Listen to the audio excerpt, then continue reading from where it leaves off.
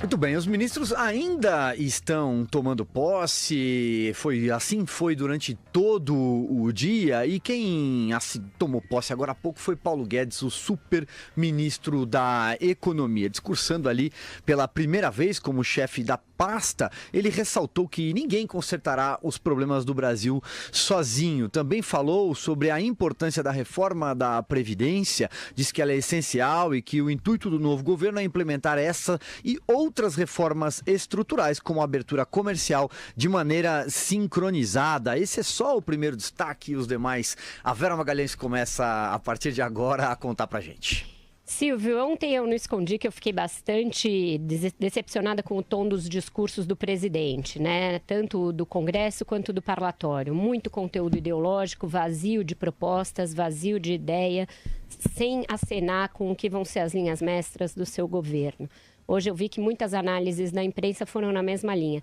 Mas hoje, ao contrário, eu estou revigorada por discursos de transmissão de cargo que apontam justamente o que faltou nos discursos do Bolsonaro. Caminhos, diagnóstico preciso, metas, clareza de propósitos e um caminho virtuoso a ser seguido. O do Paulo Guedes foi um desses discursos. Na verdade, o que ele forneceu num discurso até bastante longo, no auditório da Escola do Tribunal de Contas da União, foi uma aula de liberalismo.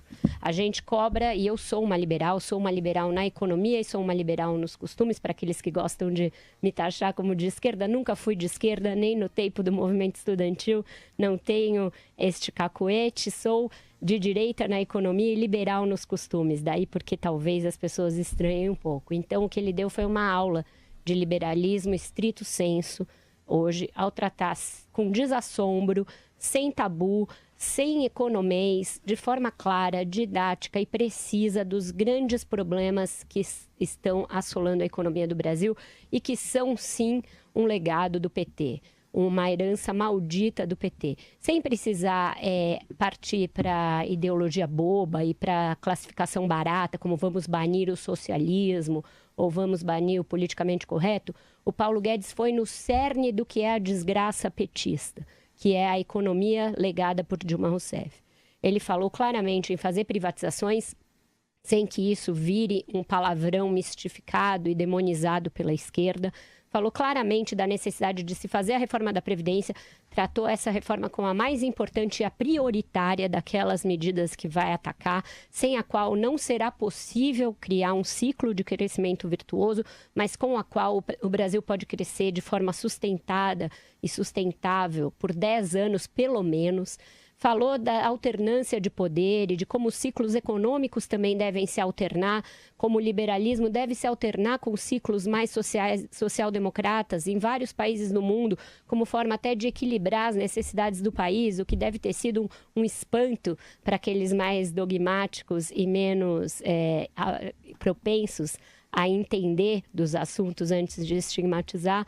Falou da necessidade de o BNDES não ser mais estatizado pelos amigos do poder e da desgraça que foi o compadrio entre piratas privados, burocratas e corruptos políticos, que levou a Petrolão, Mensalão, etc. Ou seja, dando uma aula do que é liberalismo econômico e de como ele pode ser a saída para esse buraco em que nós nos encontramos, o Paulo Guedes deu o melhor diagnóstico até aqui do legado bizarro do PT. Portanto, não precisa recorrer à ideologia barata para propor uma nova ordem, para propor uma nova ordem virtuosa. Ele o fez dizendo apenas aquilo que é concernente à sua área, de uma maneira muito clara, que para bom entendedor, meia palavra basta. Eu achei que ele também aprendeu algumas coisas nesse curto espaço da transição até aqui. Se mostrou mais humilde, se mostrou mais entendedor do papel do Congresso para que ele avance com essas medidas, do papel do Judiciário para que essas medidas não sejam questionadas lá na frente e do papel da imprensa como aquela que vai convencer a opinião pública e fazer com que ela trabalhe a favor das medidas. Não Twitter, não WhatsApp, imprensa. Maravilhoso.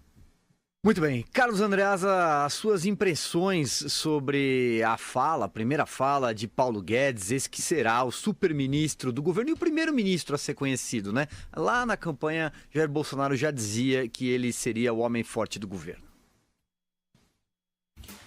Que o Paulo Guedes é um sujeito brilhante e um dos melhores analistas de macroeconomia do Brasil, nunca tive dúvida.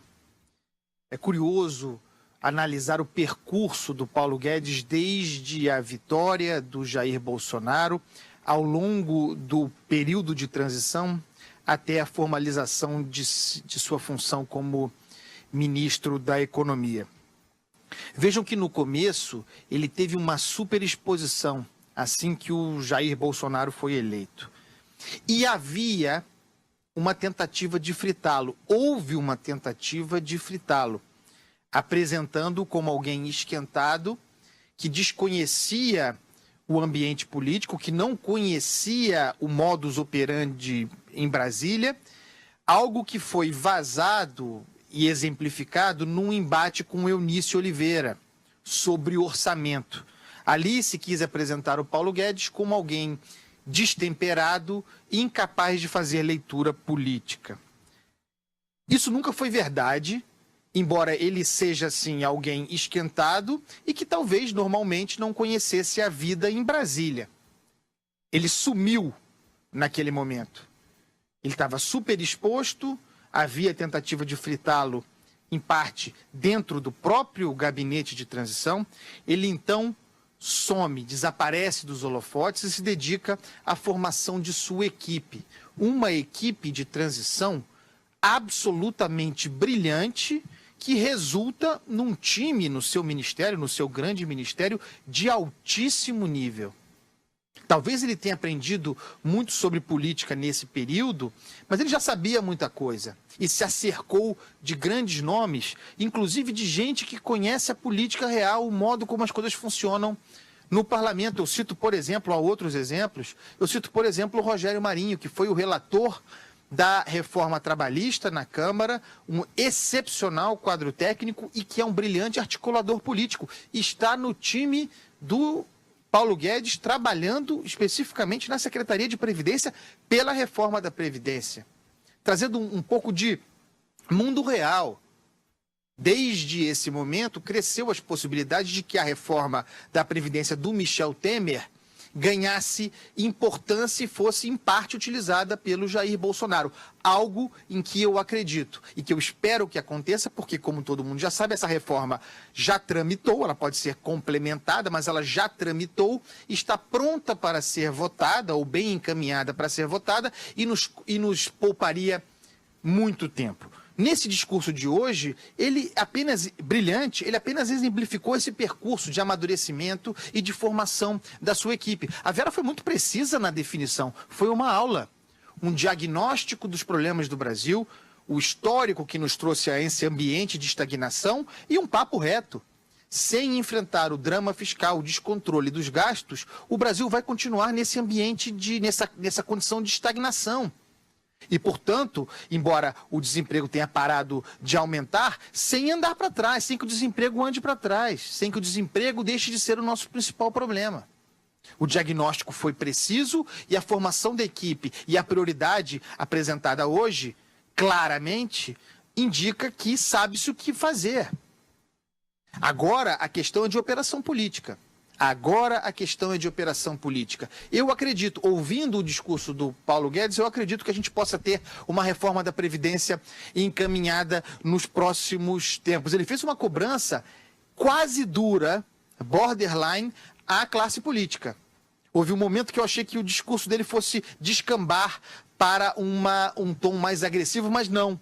Ele chamou os políticos, aqueles eleitos do Congresso Nacional, à sua responsabilidade, apresentando inclusive um plano B duríssimo, que vai obrigar a exposição dos políticos caso não aprovem a reforma da Previdência. Então, aula, diagnóstico preciso, equipe brilhantemente formada, tudo encaminhado para que as reformas aconteçam e o Brasil possa voltar a crescer e, voltando a crescer, gerar empregos. Muito bom, muito bom. A frase que me chamou a atenção talvez seja essa que você se refere, Andreasa, é essa: a Previdência é uma fábrica de desigualdades. Quem legisla tem maiores aposentadorias, quem julga tem as maiores aposentadorias e o povo brasileiro as menores. Vamos ter que fazer a reforma da Previdência. Sigo com você, Joel Pinheiro. É isso mesmo, estou totalmente aqui com a Vera e com o Andreasa. Foi um grande discurso do Paulo Guedes, especialmente porque ele adotou um tom sereno e de olhar para os problemas e para as soluções desses problemas no Brasil, sem o tom, às vezes, um pouco truculento ou bravateiro que ele adota, por exemplo, quando falou do Sistema S ali, numa fala para empresários não muito tempo atrás, que também é um tema importante, mas que ele adotou ali uma postura meio de quem está provocando, entrando para a guerra, e aqui não. Nesse discurso, tomando posse como ministro, adotou também um tom, digamos, que cabe a um ministro e que alguém que conhece profundamente os problemas da economia brasileira, falou no cerne, o principal problema que a gente enfrenta hoje em dia, que é o crescimento descontrolado do gasto público. Isso é culpa, sim, do governo Dilma, dos governos PT, mas também vem de antes disso. Também vem da nossa Constituição, que criou uma estrutura de gastos crescentes para o governo, no qual a parcela do gasto obrigatório do governo brasileiro não para de crescer. Hoje em dia está acima de 90%. A reforma da Previdência lida também com esse problema, porque os gastos previdenciários aí nessa conta são explosivos. Se nada for feito, é inevitável que o Estado brasileiro quebre, vá à falência, e aí a gente vai ter o drama econômico, social, tudo junto e misturado. Então a primeira prioridade dele, ele levantou isso com muita clareza, é controlar isso. E falou também de muitos outros temas que são centrais para a economia brasileira. Por exemplo, privatizações, para tornar nossa economia mais eficiente, e o que ele ressaltou também, lembrando que a empresa estatal é a oportunidade perfeita para a corrupção, então ao privatizar você diminui as oportunidades, ou pelo menos a facilidade com que a corrupção acontece. A gente sabe, existe a corrupção também nas empresas privadas, o Odebrecht é privada, mas mesmo assim, a possibilidade da nomeação e do uso político das estatais potencializa esse problema e a privatização aparece aí como uma solução. Falou na reforma tributária, que será outra prioridade, elegeu como um dos pilares dele a reforma tributária, simplificando e reduzindo impostos. A gente sabe que neste momento é muito difícil pensar em redução de impostos, mas se a economia brasileira voltar a crescer num ritmo saudável, isso pode ser considerado algo que ajuda, inclusive, o crescimento futuro da economia. Falou também em coisas como uma reforma trabalhista, falou de ter até aquela carteira verde e amarela que vai liberar o trabalhador da CLT. Não sei se isso é tão fácil de ser feito, mas enfim, identificando também que as leis trabalhistas brasileiras, bastante engessadas, já melhoraram um pouco, graças ao governo Temer, mas ainda bastante engessadas, criam problemas, criam dificuldade para integrar pessoas no mercado de trabalho, para integrar pessoas no mercado formal. E, portanto, a gente precisa pensar nisso, olhar para isso e resolver esses problemas. Por fim, eu citaria uma coisa, ele foi muito maduro, em que ele fez uma distinção, ele disse, olha, a gente foi governado por sociais-democratas há muito tempo, a Vera acabou, inclusive, de mencionar isso, agora temos liberais-democratas, ele falou, o pensamento liberal-democrata. E não é que um exclua totalmente o outro, mas é que você tem muito tempo só um tipo de pensamento, você acaba criando problemas que precisam ser solucionados pelo outro. Então, faltou um pensamento liberal dentro do Estado brasileiro por muito tempo, e agora é esse pensamento justamente que pode lidar com os problemas que foram crescendo aí sob os governos social-democratas. O que não quer dizer que as ideias e o que ele chamou do gás no social, que vem dos sociais-democratas, também seja muito importante. Então, em suma, um bom discurso. Agora, tem muita coisa para fazer aí, né? O grande teste é se vão dar conta. Ele já cobrou os secretários dele, ó, vai ter meta, vão ter que entregar, vamos ver se vai ser possível. Deixa eu só fazer um último adendo, Silvio. Isso que o Andreasa falou, da mudança dele entre aquele início meio truculento, meio turbulento, tentativas de queimá-lo, e essa fala de hoje. Ele mesmo fez menção a isso. Ele falou, é muito fácil para quem não é de Brasília chegar aqui e desistir, porque tudo te leva a desistir. A gente não entende o funcionamento, a gente não é daqui, mas eu sou um cara resiliente e eu vou persistir. É muito comum quando você vai a encontros com fontes do mercado financeiro. E aí, o Paulo Guedes fica 6 meses, o Paulo Guedes fica 1 ano. Isso não é uma fabulação da imprensa e nem uma mistificação. Isso é fruto de uma trajetória do próprio Paulo Guedes no setor privado, em que ele comprou muitas inimizades. Isso aparece de forma brilhante num perfil feito pela Malu Gaspar, na revista Piauí, que eu acho que todos deveriam ler se quiserem conhecer profundamente o personagem. Um personagem que vai ser muito importante neste governo. De rupturas dele com sócios, isso apareceu na entrevista do Pércio Arida, que foi um desses sócios durante a campanha e estava em lados opostos na eleição. Então, eu acho que há sim um amadurecimento, há sim. Eu acho que não é que não houvesse antes os riscos que eram apontados, de que ele se queimasse a largada, não soubesse fazer articulação política, mas eu acho que o que aconteceu é que ele mesmo percebeu esses riscos e está tratando de fazer ajustes ali no próprio discurso, na própria ação. Acho que isso é importante para quem chega ao poder pela primeira vez.